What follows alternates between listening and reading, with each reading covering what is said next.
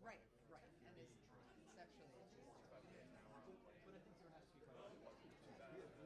It's a good age, because like mine, so I want to talk about Right, that kind of stuff. You know what I mean? Like, right, yeah. we have we don't need her to bring hats. Please, let's go. And she just learned how to draw. Okay. So we're not hello. We'll go in a minute or Right, two. right, yeah, I Yeah, think it's so broader, and how do we? We gotta touch base anyway about the videos. look, Do that. pretty much all pretty much all state colleges, because every time we get offers, it's always Hey, quick update. never anything great. You know what I mean? Like, so The I know that every band single camp for adult musicians that after has school hosted for many years since Dr. Hepler retired, and just moving into Jimmy Young I don't have this exciting for the rest of his life starting next year. but Yeah, I'm actually going up and spending a week next week okay.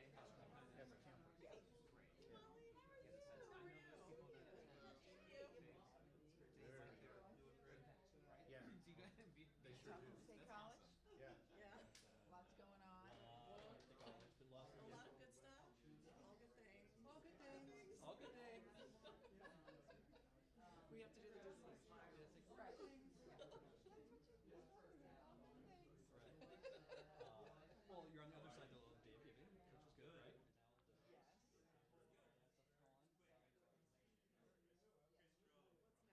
What's next?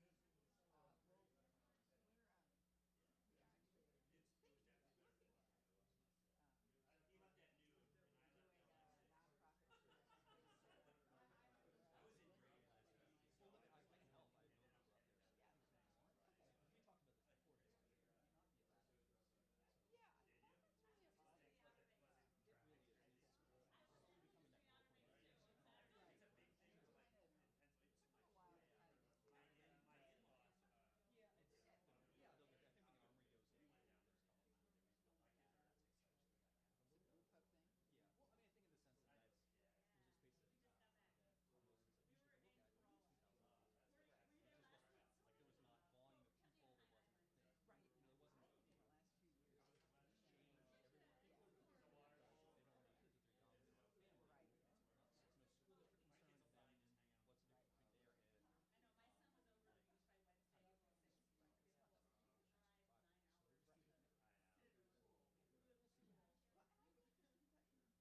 Well, and I think this is what you both of all three of us shared for some time. It's just kind of what's happening in the downtown and okay, so I know there's a lot of confusion with how that's looking and Right. It's actually what realigns people for yeah. bigger space, but I think that the challenge is that we're still the best space. So what's the secondary space? What's the other stuff? How Right. like what is that?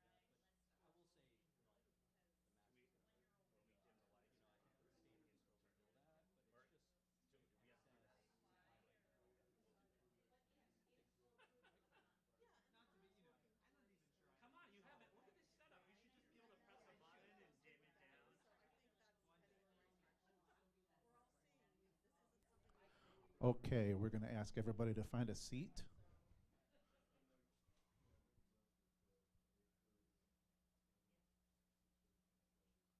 We are really happy you're here for a very exciting day. Presentation. My name is Jim Lattin from Juniata College, and I'm the president of the board of Nittany Performing Arts Center.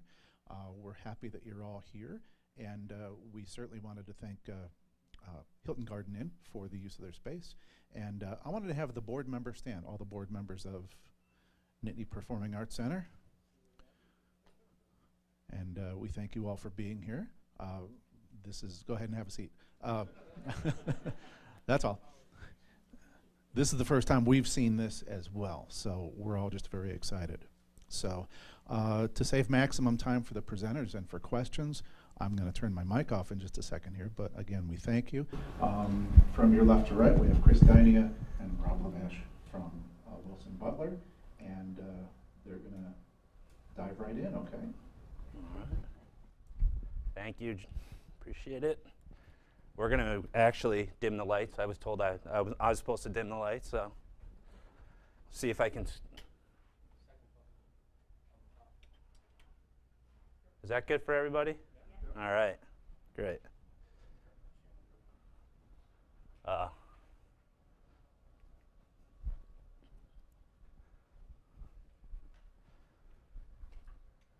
So as Jim stated, my name is Rob Levash. I'm a principal and architect at Wilson Butler Architects up in Boston, Massachusetts.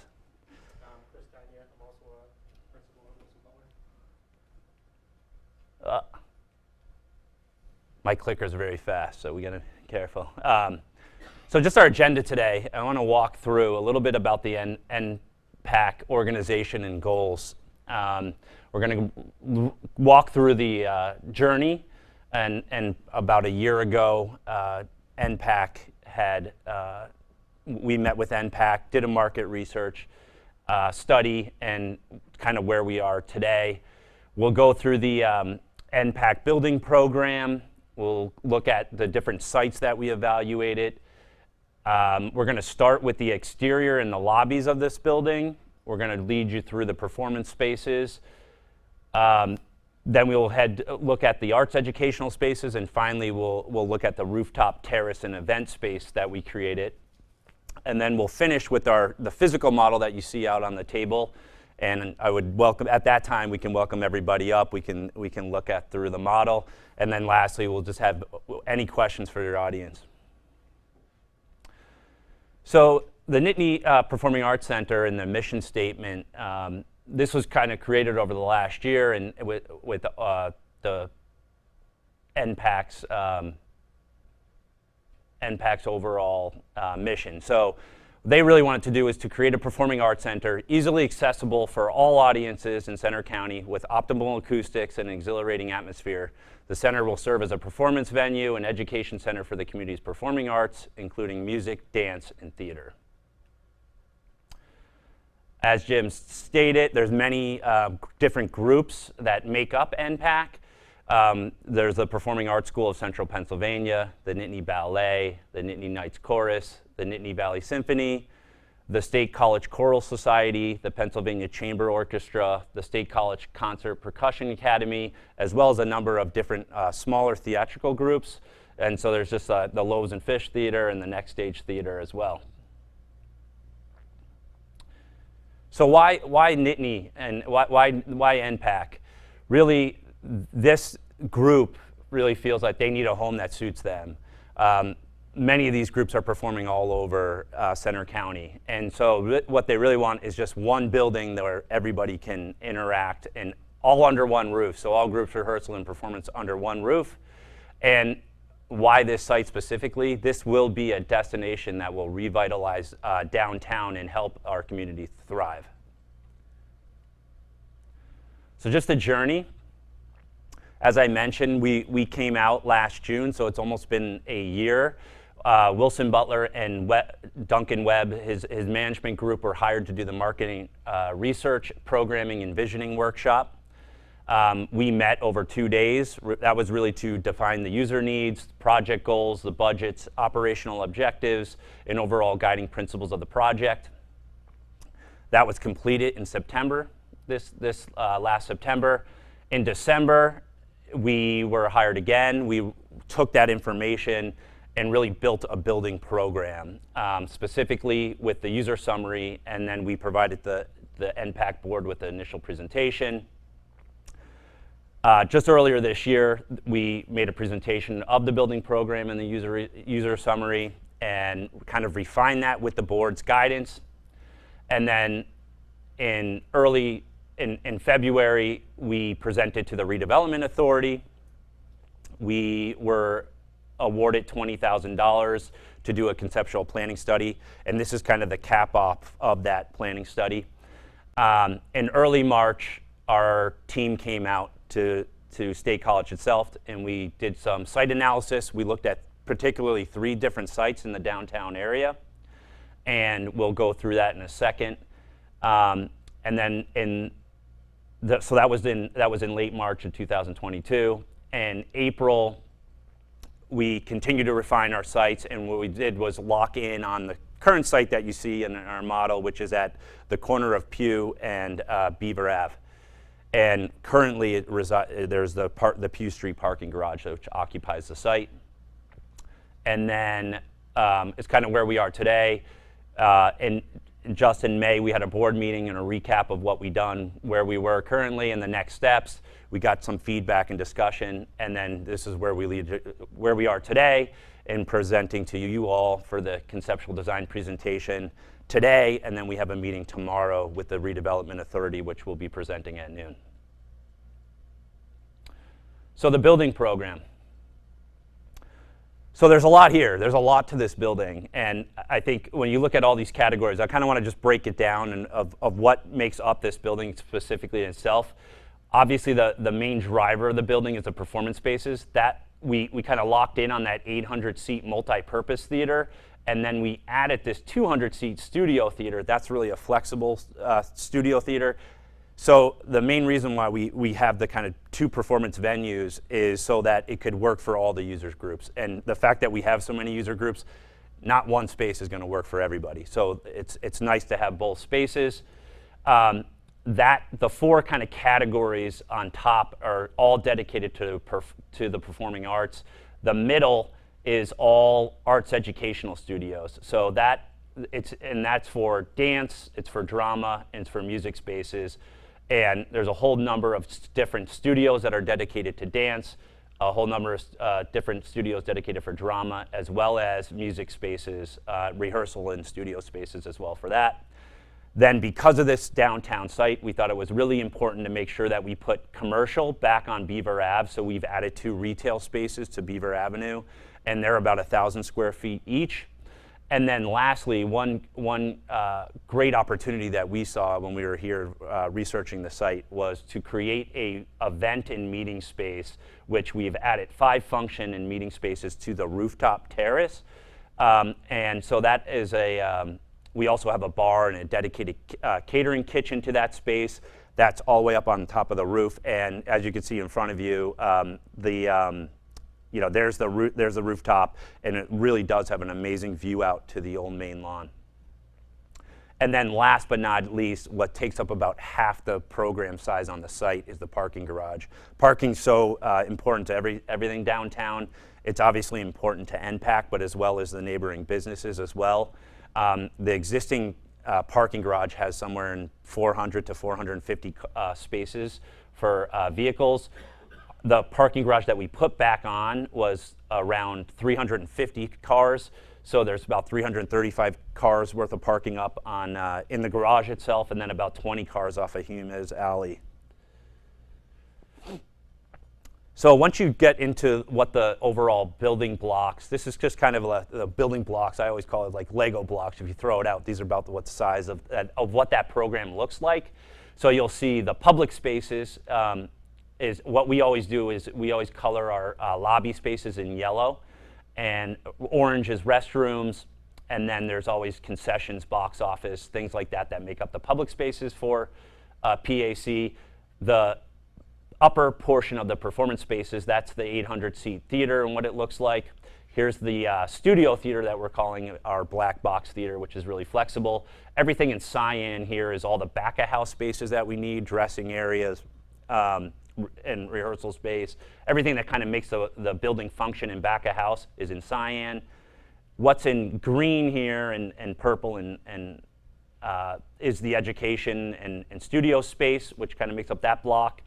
The administration for this building, this is a large building, is going to have some offices and administration for it, which is also up on those upper levels. And then lastly, what I was talking about was the upper roof area and having that event and function space kind of makes out the last block. And then as you can see, the parking garage, if these things were all at the same scale, that takes up about half the size of the building. So getting in those 350 cars is quite large. So just getting into the site evaluations.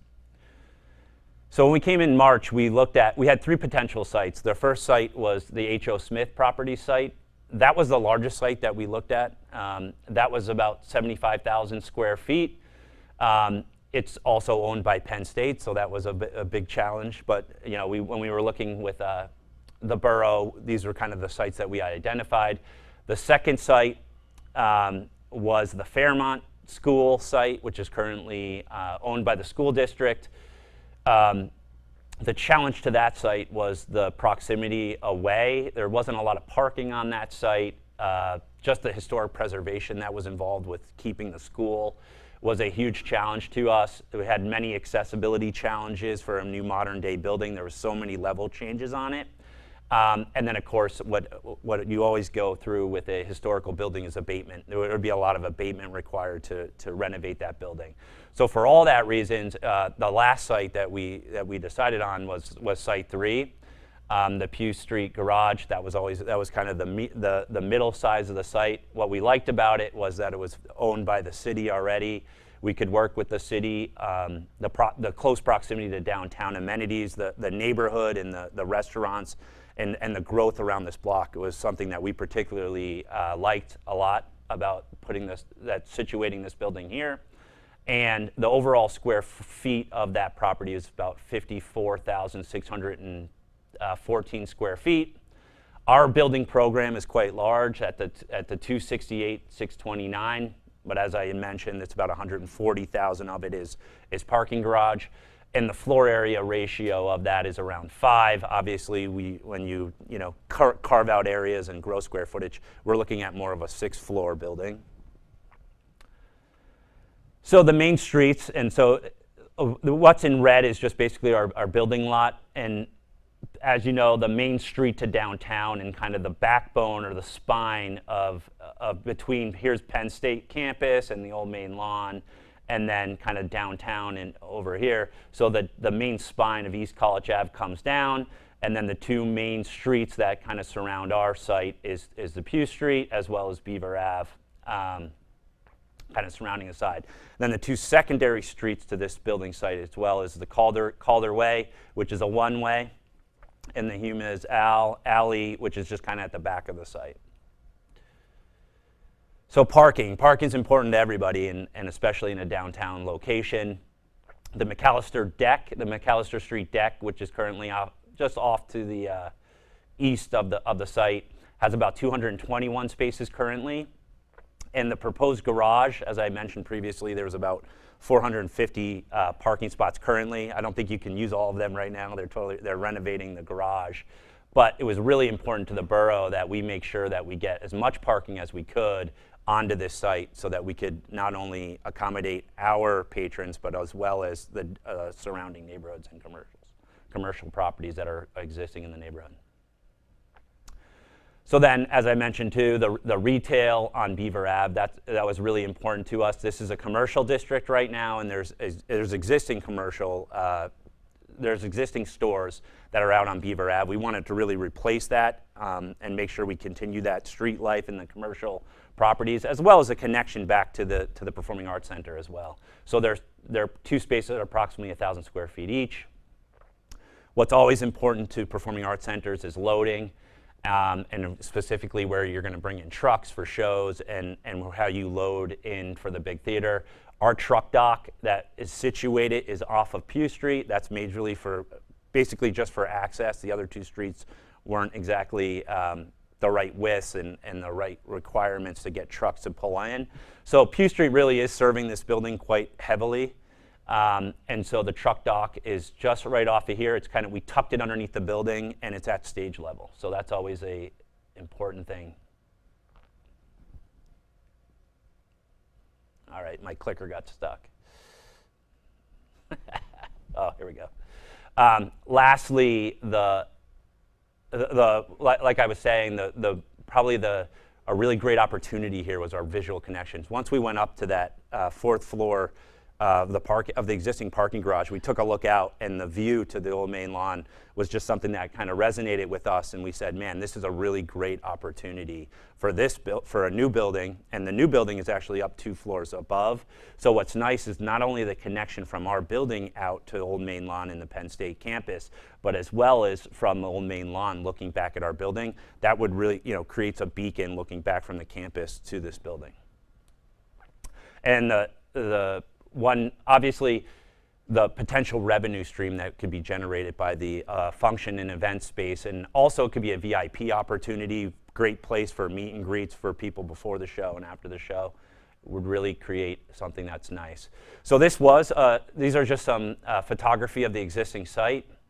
As I mentioned, there's kind of the commercial spaces off Beaver Ave today. That's basically where we put them back in off there. There's a garage up above. This is 3 dots, the kind of maker space, the arts space that's there now today. This is from that corner. So if you're looking down, that's kind of the Humes Alley. This is the 3 dot space. And then here is the view from the top level of the garage. And this is kind of the view out to the old main lawn. So as I said, we're about 2 floors up from that. So you get a really great view from that. And then here's the view from the old main lawn looking at it. So if you look where my pointer is, that is where the top of the garage is. So you can imagine the new building will be somewhere around there, which is a really great opportunity to connect back to the State College. So we started with a really early scale model. This is what you see here today. And this is just us playing with different blocks and figuring out how the building program would fit on the site. Chris did a great job of managing all the different pieces, and we were able to get it fit. So I think that the success here is pretty great of fitting everything on the site. So we're going to start and get into the concept of the building itself. We're going to look at it from the exterior first, and then we're going to kind of dive in. We're going to start on the Beaver and Pew Street, which is kind of our main lobby entrance, and then we'll kind of take you down to the lower lobby from there. So this is the view from the corner of Beaver and from the corner of Beaver Ave and Pew Street. As you can see, I think the one thing to mention about this site is that there's a lot of topography on the site. So the difference between the lower end of the Pew Street and Calder is about 18 feet sunk down a hill from up where Beaver Ave is. So what we really wanted to do was focus this main beacon of light and the grand entrance as well. This is kind of the main entrance from the public. Now, if you're going to go from your car and you would go in, there's kind of a lower lobby level. So there's kind of 2 entrances to the building, but this is like the main face of the building, if you will. And then you'll see here off to the left side, this is the studio theater, the black box. We kind of wanted to pierce through the facade to really express that performance area to the street, bring life to the street once again.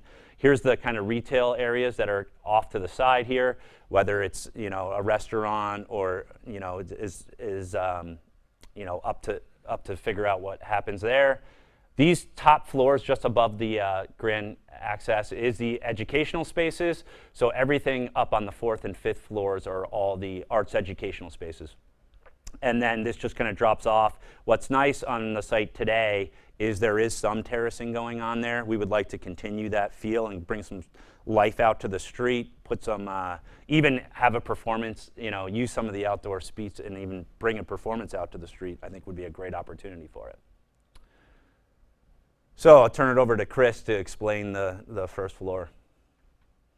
So there's a lot going on in this building, and to really understand how everything goes together, the Beaver Ave entrance is really the 2nd floor of the building. The ground floor is down on the lower side of Pew, and that's kind of our secondary arts education. So as you come in off of Beaver Ave, you come into the main lobby. It's a double height space. It also has the connections down to the lower lobby. On Pew Street side, the large windows bring in a lot of the light from the exterior. We'll have a couple different stairs. We'll have the one stair, the grand stair that comes up from the lower lobby to the main lobby, and then a second stair that then takes you up to the balcony level lobby, which is on the 2nd floor. And we have labeled these as ground, 1st, 2nd, 3rd, 4th, 5th. So it took me a little while to wrap my head around that. And Beaver Ave is on the far right. Beaver Ave's right here. Is on the center. Beaver Ave's here, there's Pew. So Or far left. Yes, far left, far left, Sorry. far left, yeah. so we do have the 2 retail spaces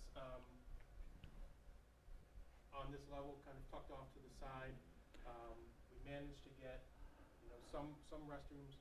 This level serves as the entrance to the front of the balcony level of the auditorium.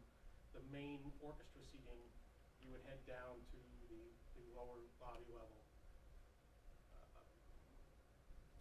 So this is now the ground floor down with the entrance off of Pew Street. We do have a large separated lobby. Within the vestibule is kind of the arts education direct access, so when the theater is not operational, you can still access all of the upper floors securely. There is a dedicated elevator and a staircase, which will serve those. The main lobby, as you walk through the vestibule into the lower lobby, you've got a concessions area. You've got all your restrooms kind of tucked off to the side along Beaver Ave, which is underground at that point. So it makes good use of space that will have no natural light to begin with. To either side of the auditorium are the sound light blocks, which take you down to the center cross aisle of the auditorium. There are roughly 500. Yeah, 500 seats down here. There's 29 in the pit, which can be used for some shows if necessary. We have not gone through all the way to figure out all of the ADA seating that is required, but we will get there as we move forward. So in the back of house on this level, we have a couple dressing rooms, which is right at stage level, which is great access. As Rob was mentioning, the loading docks enter in off of Q Street. The dock is at stage level, which is a big plus when you're moving road cases in and out. Just to the back of the loading dock, we have the scene shop and also the scene storage rooms. And then off of Hume's Alley, we added a stage door for performer access, so they weren't coming through the main entrance of the building. Makes it a little easier to get to the back of house spaces without having to trek all the way through. That would have a secured entrance. And this is when we decided that we could get some more parking underneath the speed ramp that goes up to the garage. So we are going to add in another 20 cars into that space. Down in the lower level, the basement level underneath the stage, we've got the rest of the dressing rooms, the green room, the house production offices, the lighting shops, AV shops, storage, costume storage, and wardrobe laundry for the costume use, and then the orchestra pit. So the lower lobby, really what we were trying to look at is just trying to play off some unique shapes and really the rhythmic variations inspired by State College's eclectic architecture and unique local art. One thing that we at least could see as we were walking the downtown is there really is a great art scene in downtown State College. And so we were really trying to pick up on that, trying to pick up on different, just like I said, the eclectic architecture and the unique local art. We wanted to create a sense of place by carving out areas for visual interest, and really the kind of relationship between our lower lobby and upper lobby. We really wanted to create a defined space of 3D space that you can kind of see all these areas and let them play off each other. The staircase is kind of the focal point of the sparkling with light, and that staircase is kind of our spine to our building that connects everything in the lobby. And then we, just thinking about some of the colors and materiality, we wanted to stick with a neutral palette with a mix of warm and cool colors. So this is a view from the lower lobby. So if you're coming in that main lobby way and you're coming in looking out, this is really the space that we wanted to carve out. It's about 3 height space all the way through that's carved up. On to your right here is the concession stand where you can go get a drink. And then right back through here is also the connection to all the restrooms. There is 500 seats here. But also, we see this space kind of as the community living room as well. I think what's interesting is the 3 dot space and the maker space. Not only is this just a public lobby for the performing arts, but when this building is not in use, we see it as you could be used for gallery space. It could be even used for a maker space and an exhibition space here as well. So this really is kind of the community living room that we wanted to make really transparent, that this is kind of everyone in downtown College's living room. So the performance spaces. So same thing with the multi-purpose theater. and the overall design and look of that. We still wanted to play very similarly with the unique shapes and the rhythmic variations. We wanted to create more of a dynamic space. Really wanted to create an impact of what this theater looked like. Seamlessly, we just really wanted to design seamlessly the flexible proscenium. When we met with NPAC, it became quite apparent to us. We actually had breakfast with Doug this morning. We were talking about how we were going to do a different vineyard style kind of theater, and that kind of transformed now to more of a proscenium style theater. And that what really drove that was the user groups and the need for not only having musical but drama as well and dance. And so the typical proscenium theater really kind of answers everybody's user groups. And so that's going to do a lot of work on that. And then, so we kind of want to have also a neutral palette of the place, but it could be a space that could be transformed through the use of color LED. And so we'll kind of get into that, and you'll see a view here in a second.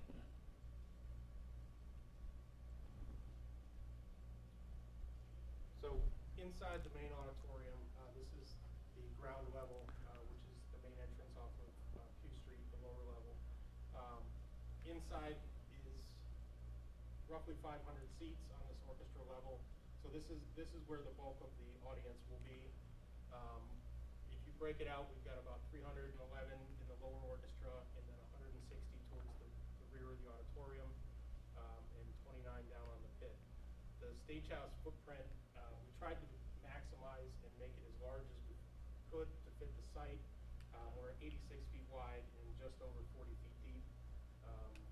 We settled on a proscenium height, maximum height of 30 foot, which can be adjusted down, and we have a proscenium width of about 48 feet, which can also be closed in if necessary.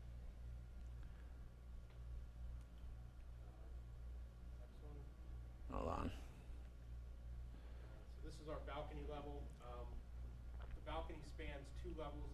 It's the first floor, which is the Beaver Street entrance, and with that would be the entrances right here at the front of the balcony, and then on the second level is the entrance from the rear of the balcony, and then you filter down into your seats.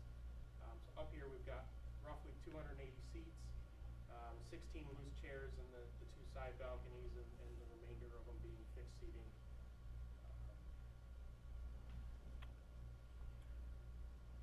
Come on. There we go. So down in the orchestra pit level, underneath the stage apron, we've got a fairly deep orchestra pit and storage area. On the pit itself, which will be motorized, we've got the chair storage, but when the pit is in the lower position for use during shows that require the orchestra, we can fit over 30 musicians down on stage. So this is the view of the theater. As I mentioned, I think what's really, we really wanted to create a dynamic space. We use the main theme here is that we created a lot of different faceted panels and different lighting. Just having some of this lighting involved with these panels is that if these are color LEDs, we could really make a different use and feeling in the room itself. This is the proscenium, as Chris had mentioned. This is kind of a view with the orchestra shell kind of inside, and we have a musician playing out here. Here is the orchestra pit, and then here's just kind of the front entrance of the balcony. So this view is from that, just at the edge of the balcony looking towards the stage.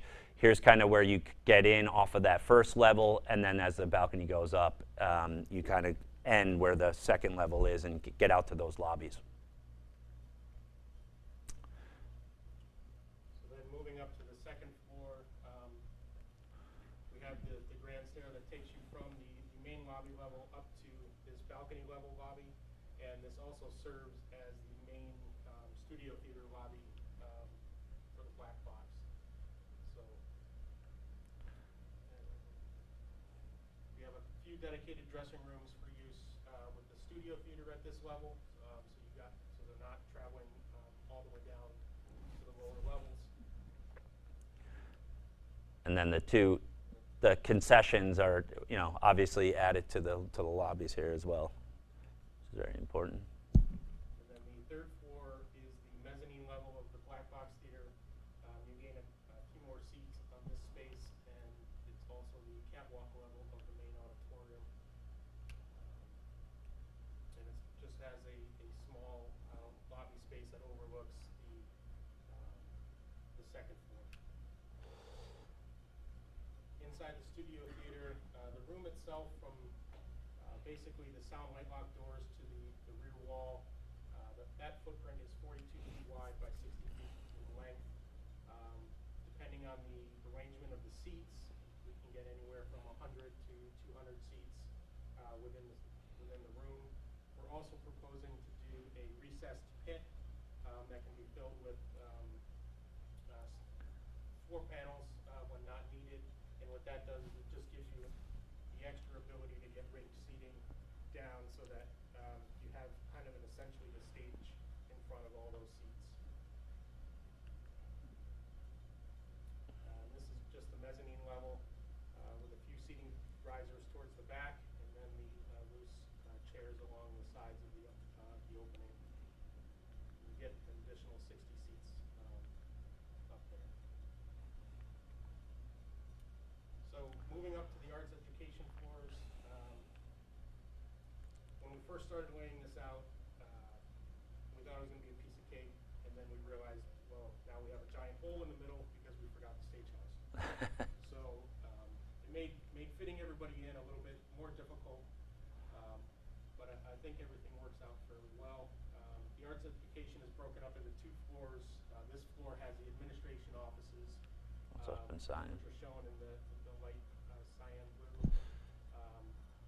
So we are short one community group office, which was on the program, but we'll find a way to, as we move forward, we'll find a way to get that back in there. And next.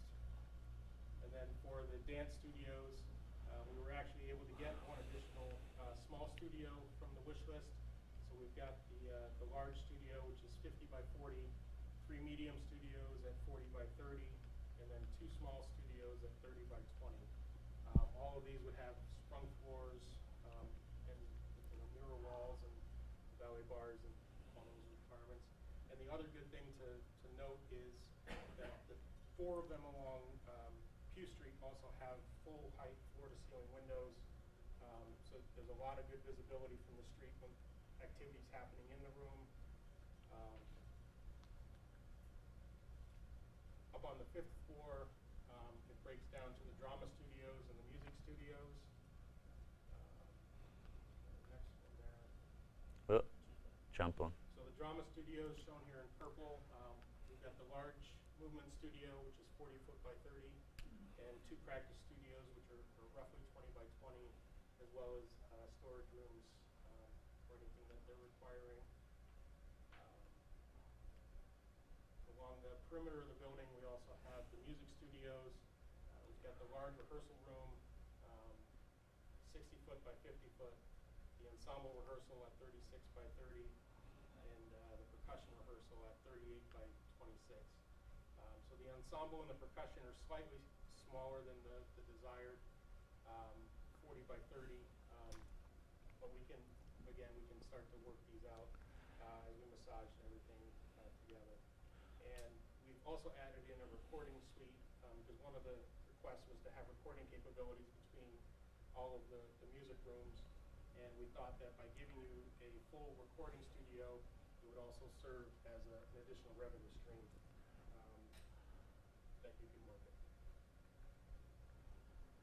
So the rooftop terrace, as I mentioned previously, I think this came to us as a surprise as we were going through the whole site evaluation and site analysis, and we really saw this as an opportunity to really create something special for not only downtown, but also the State College as well. And what we really wanted to do here is create an outward-facing rooftop terrace, basically a mix of comfortable built-in and loose seating out here, really create an indoor and outdoor connection from the functional space to the rooftop terrace as well, but also a visual connection from the rooftop terrace out to the old main lawn, which is so beautiful. Landscaping would be integrated throughout, and then even the use of some trellis for weather protection as well. And we really see this as a VIP type of experience. Really what's nice about this is you can come here, bring your car, park, go to that dedicated elevator, be shot up to the roof, and that's really where your experience begins. And so just a great amount of potential here for functions and events, and Chris will walk through those function and event space. All of this program is kind of on top of what the original wish list was, but what we ended up being able to accommodate here is three meeting rooms, a community room which can be used for small events, and then the main ballroom function room. Yeah. So these are the meeting rooms. Off to the side, there's the large is 40 by 25, which can get 20 to 50 people depending on the configuration, and then the two smaller ones are 30 by 25, which are anywhere between 15 and 40, depending on how they're set up. In the community room, 75 by 25, seating for up to about 100 people. We planned on doing operable glass walls so that you could open up to the exterior and get some tables and chairs out on the terrace. And then the main function room at 75 foot by 40 foot is seating for up to 200 people. It's got the large operable walls along the back overlooking Old Main, and all of these rooms have the available catering kitchen support, so they can do full sit downs.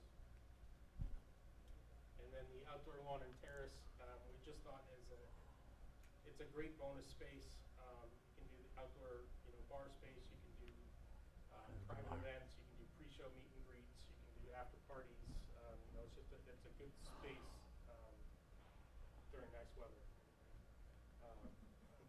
which you have plenty of, right? I mean, look, it's beautiful. It's beautiful outside, Coventry. So this is, and so just lastly, I think one of the major driving points of this project, I think, is just an amazing opportunity here to really open up that functional space. And you can imagine having a wedding here, or a great VIP party out here. I just think it's a really pleasant surprise for this project, and it would really bring life to not only downtown, but really create that VIP experience, and as well as just create a really great revenue stream for the building as well. And that's pretty much concludes the presentation of our building. I'd like to just walk through, it's easy for Chris and I to read floor plans, but it's not always easy for everyone else to kind of read that. So I'd just like to go through a series of the model of it being built up. And so as you can see, this is the lower lobby. This is East Beaver. This is South Pew Street, just to orientate everybody. Here's the lower lobby entrance, as we were talking about, and here's the restrooms that we were pointing out, and this is the orchestra level. You add to that, that's about half the size of the building once you put that block of parking on. There's the 350 parking spots that we added to this building. As you go up, we work up to the upper floor. This is the upper lobby, and as you can see, those are kind of the spaces that we were carving out, but this is the main entrance and the main upper lobby to the building itself. Here's the second floor of that, and the main floor of the studio theater, which is right off the back here, as well as the, let me go back, and then just the back of the top of the balcony there level as well. The third floor, as Chris mentioned, this is the studio mezzanine, and that obviously we're carving out and just creating a little bit of circulation. We don't need a ton up here just for the mezzanine. And then this is just a tech space and the theater catwalks, as well as some of the control rooms. The fourth and fifth floors, as we mentioned, were really arts educational based in programming. This is just with the facades added back on to the building itself. There's the fifth floor. And then lastly was this really function and event space that we created up on top of the roof and the roof itself. And we're going to just finish here with just some model views. This is we're trying to emulate that same picture of the corner of Pew and Beaver. So that's the corner shot. This is a view along Beaver Ave that's looking at. There's the retail spaces with the kind of the studio theater popping out over the sidewalk. Here's just kind of an aerial view of the rooftop terrace itself. What's kind of nice is, we slipped the garage just kind of underneath it. So could we get more parking? Sure, but we would lose that. We would really lose the view, which we're really trying to capture here. And then this is just from like the lower pew looking down up that. You can see that the major grade change there, and then just an overall shot of the model from up above. That's it. So thank you, and we'll finish up here with any questions. I know it's a lot to look at. And we'll open it up to the floor of questions, but if anyone also wants to just come up and take a look at the model, you can just take a look at the model as well. Entrances for the educational spaces. Connor, could you take the mic? Oh, goodness. Okay. Entrances for the educational space. I know security for kids, for myself, we have ages 4 all the way up to 18, and just how would they get in security-wise? Yeah, so let me see if I can go back to there's a lot of slides to go back through. Chris mentioned it previously. So having that lower lobby and the upper lobby, really what we want to try to do is close off the main performance spaces security-wise, so that that's a dedicated space to just bring people up to that educational space up on the 4th and 5th floor. So it'd be dedicated entrance and a lobby. So totally secured entrance, and as we know we have to work through the drop-off center too as well. A security person there to make sure everybody gets in and out as necessary. We can put a dedicated desk down in that lobby space. There is room for it. I'm trying to get back to the first floor, but you can see we have a pretty big dedicated lobby to that would split off, and we intentionally did that so that it could be secured out. Great. Through. Thank you. I think it's just before this. There we go. So right there. So those doors we can close off. Security desk if necessary. Yeah. Otherwise, it's right into that elevator, and first stop is the 4th floor. And we know one of the big questions is what's so important is drop off, and so I think we would need to work with the city if we can. There's parking along this parking along Pew Street here. If we had to, could we move the parking here and get a dedicated drop off right in front of the building? Would be really great. Chris had mentioned it previously. We didn't really like adding to the where you go to the back to the building to an alley, and we could probably get a dedicated drop off outside of the building. So. Something still to work through, but we know that it's so important, security, to get to the educational spaces.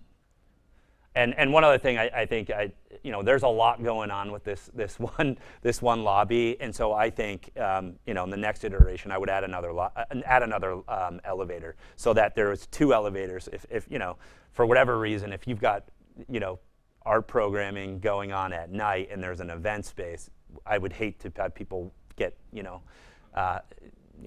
dedicated to one elevator. So I think adding another elevator there would be a smart move for us to incorporate in a later scheme.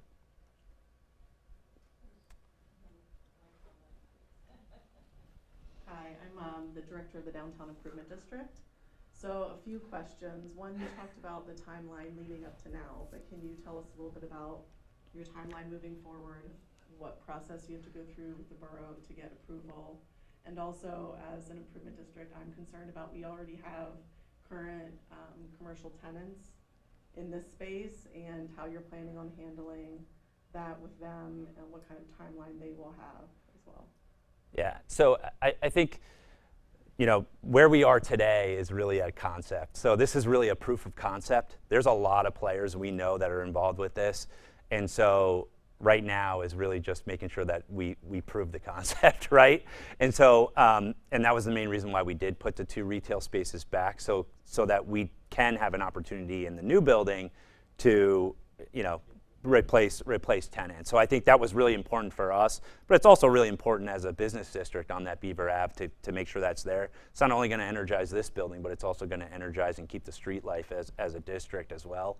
So I think that's really important. There's so many players that would be involved in this building, and especially with this site. So obviously the existing parking garage, having the borough be involved. Yeah. So, yeah. So it's basically just a proof of concept right now, and as we said, we are working with Ed from Borough Planning, and so that's who's kind of led us to where we are today, and so that's the reason why we end up picking this site out of the 3 sites that we were working with Ed, and then I think the meeting tomorrow is going to be another opportunity just to show that we proved the concept. How do we move forward as we continue to move along? So I hope that answers your questions. I know, for us, it was really getting up to this point, and then we got to see where we go next.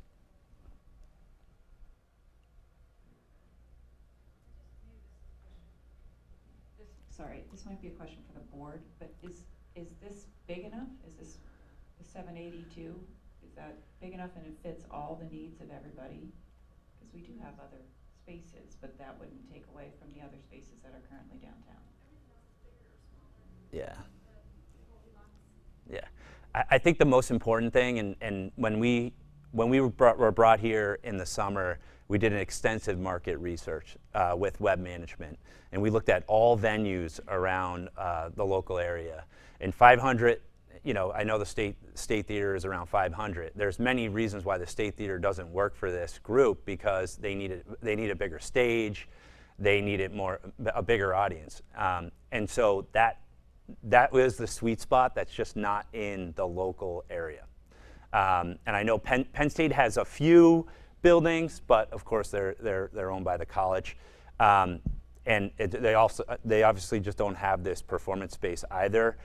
And this is if we cast a huge net for this board and said, hey, having the both theaters really work well, because that flexible theater really works for a lot of the smaller groups. You would hate to have smaller performance on that larger stage, which you can do many different things to make that studio feel smaller, but the studio theater really answers the smaller groups and then the larger. So we knew very early on in last June, I think when we told this board, we said, listen, we're probably going to have a two venue building here that we'd like to put.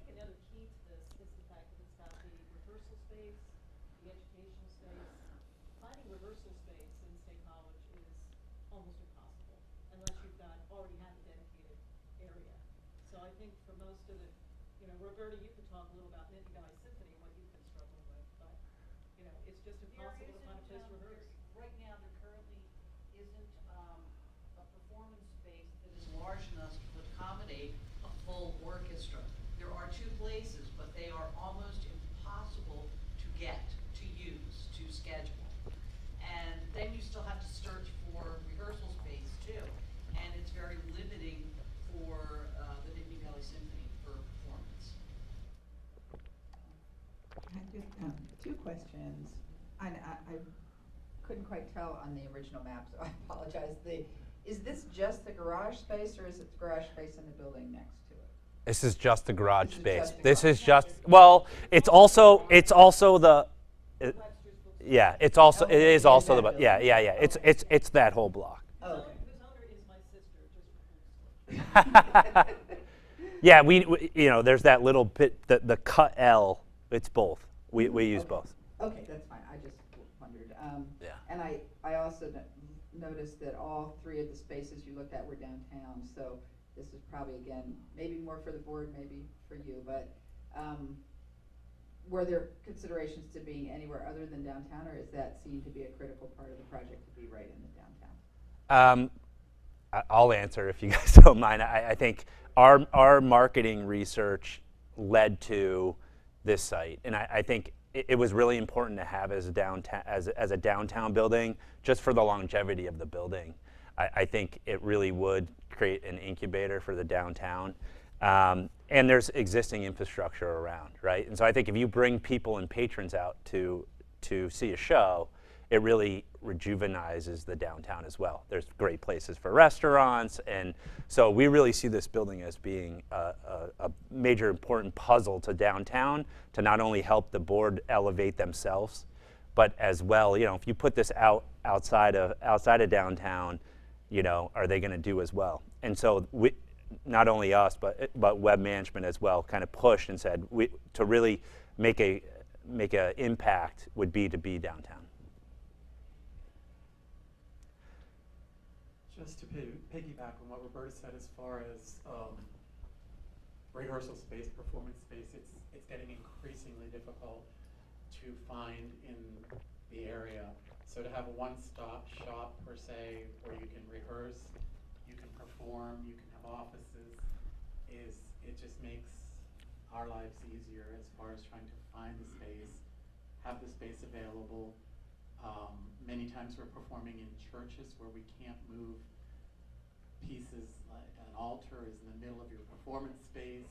There are just all kinds of obstacles that we have to deal with in the available spaces, where here it's kind of a one-stop shop. So we're excited.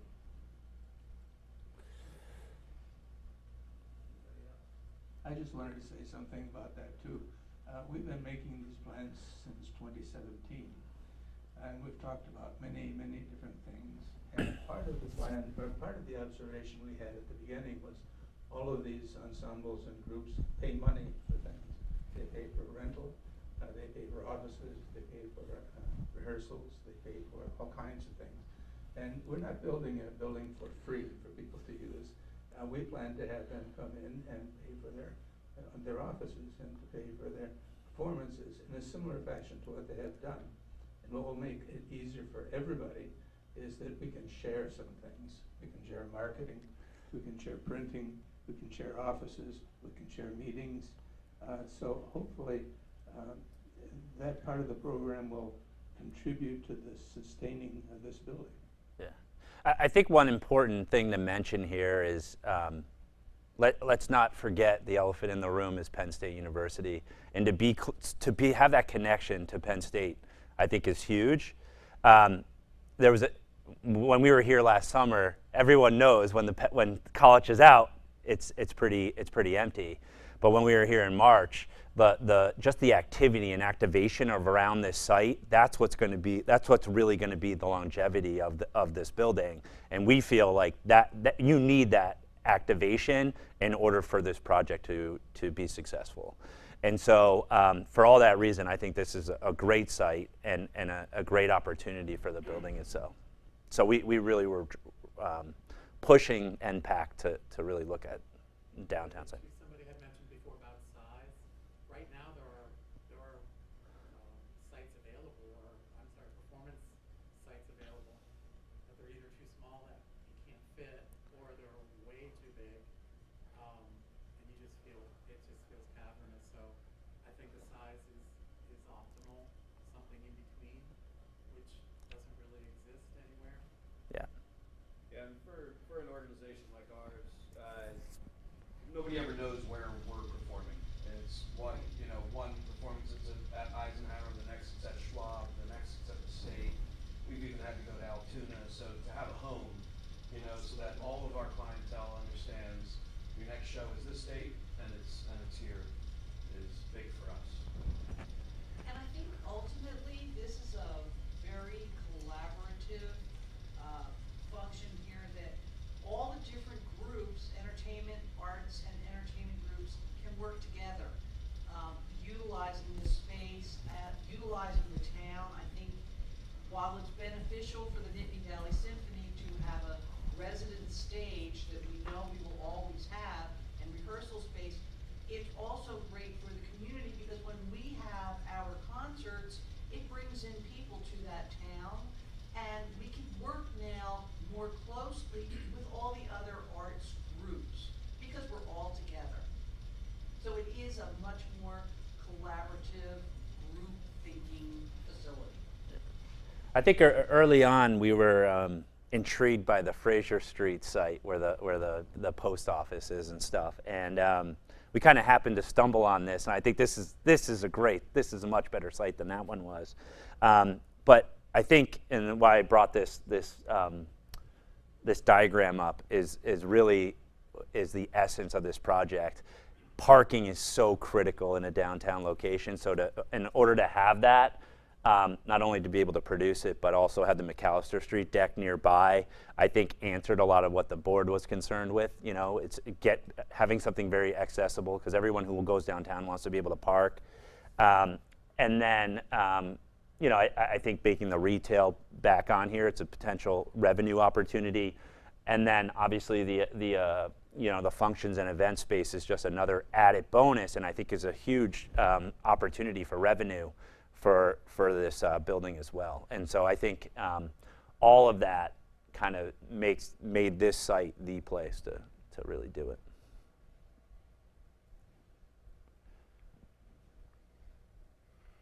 Doug, if I could just mention as well, we've identified things as music space, dance space, theater space, but obviously it can all be interchanged as well. Yes. So dance studios, if they're not being used, could be used for theater rehearsal in the evening. The theater rooms are being fairly multi-purpose. So, and Mary, I know you're here kind of representing one theater group at the next stage, but that black box theater is so critical. We have nothing like that that's available to the community right now. And to be able to have that space that's so flexible. Mary does more in the round or thrust, very small audience. Three-quarter in the round especially. Yeah. Small audiences, and having that flexibility for them to be able to perform there with dressing rooms, with wing space is just an incredible opportunity. And with rehearsal space. And rehearsal Yeah. Impossible to find. You don't want to rehearse in your living room anymore?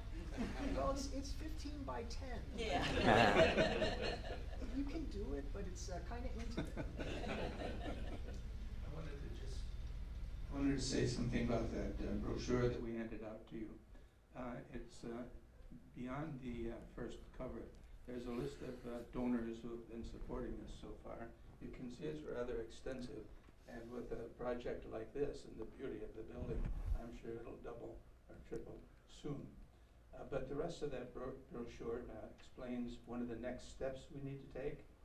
One of the next steps, even though web management has helped us with the business planning and the architectural planning from the beginning, once we can get more solidly into a site and more solidly into an architectural design, then we need to have some consultants help us with the business plan. How are we going to run this building? How are we going to market the building? How are we going to schedule the building?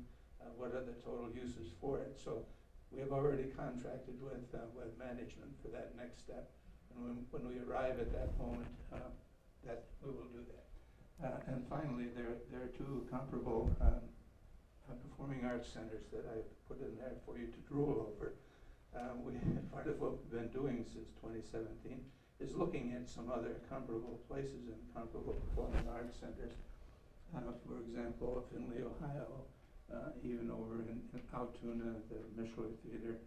And we sort of settled on two things that are similar to us, and although not totally the same, do the things we want to do. One is in Beaverton, Oregon. They've been working on it for about 15 years. It's just finished this year, and they're celebrating the opening of that theater. You can see all about that, and you can see about their financial success and their youth success.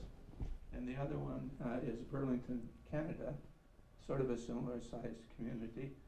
And you can see some designs for their facility and the success that they've had too. So I just put those two in there as examples that inspire us, and I hope inspire you as well. Just a quick question. I can project. I don't need the mic. I'm more comfortable without it, thanks. Okay, so that community took 15 years from inception. Are we waiting 15 years in 2017?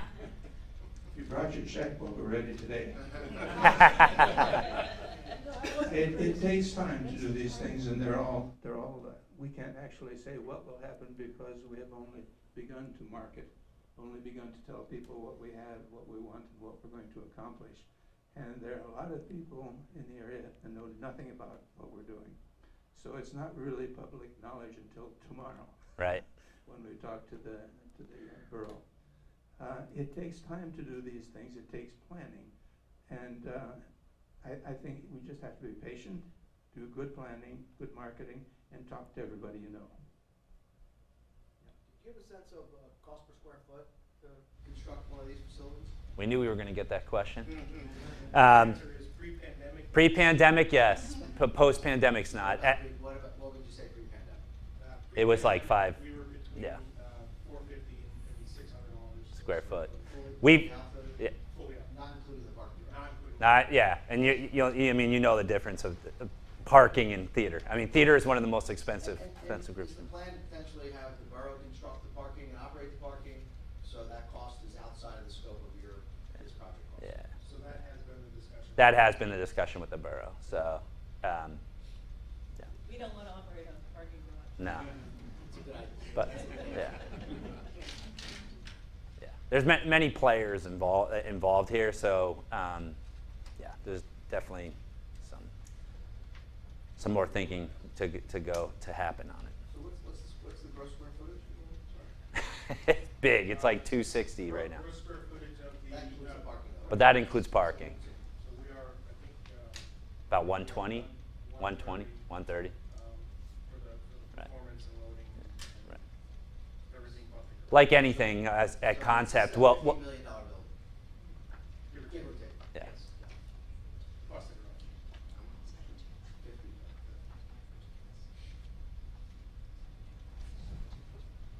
I guess. Maybe by the time this gets off the ground, prices will come down.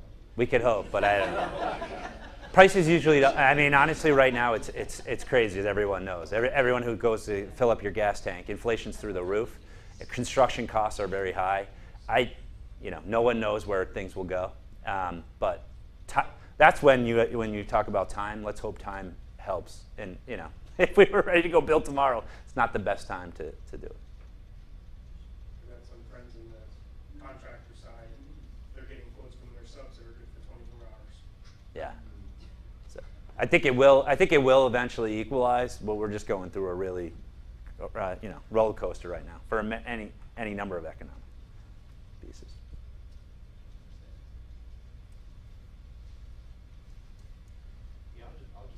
Say a quick thing here. There was actually a microcosm of this going on a few years ago, up until the high school project started. I started the Percussion Academy in 2005, and soon after that walked into the South High School auditorium, and there's a bunch of percussion equipment, and there's music stands and things like that. And I asked, well, who owns all this stuff? Well, we all share it, was the answer. Somebody owns the music stands. The Nittany Symphony owns the xylophone and the vibraphone, and I brought my own drum set, and let's see, the municipal band owns the timpani, but everybody shares with everybody. That's the idea. That's exactly the sharing idea, and I have an eye toward the percussion side of things. The rest of the instrumentalists and the singers and the dancers will show up with their bodies and their instrument. Percussion has to already be there, so we would share all of the percussion equipment once again.